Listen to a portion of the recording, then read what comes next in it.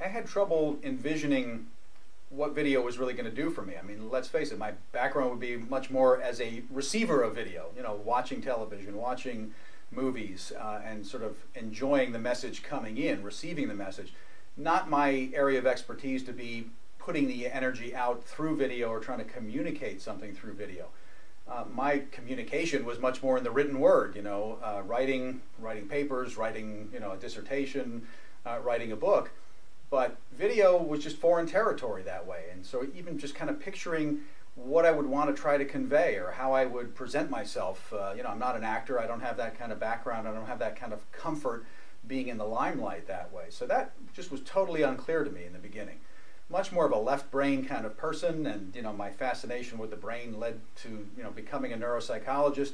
That just doesn't look sexy on camera. I just couldn't picture how you would communicate that and build a professional practice that way.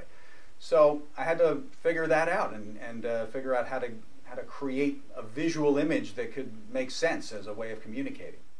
I've always been a right-brained actor type, get up in front of the class. I wasn't the class clown. I wasn't always that creative, but acting and performing, I know that's hard for you to imagine as you're seeing me here, but I got my first camera, I think I was 5 years old. It was one of those brownie cameras. I can remember handing the roll of film to my mother after taking all these motel doors and clouds.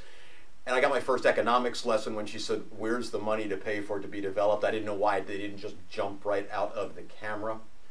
But I learned the value of video early on.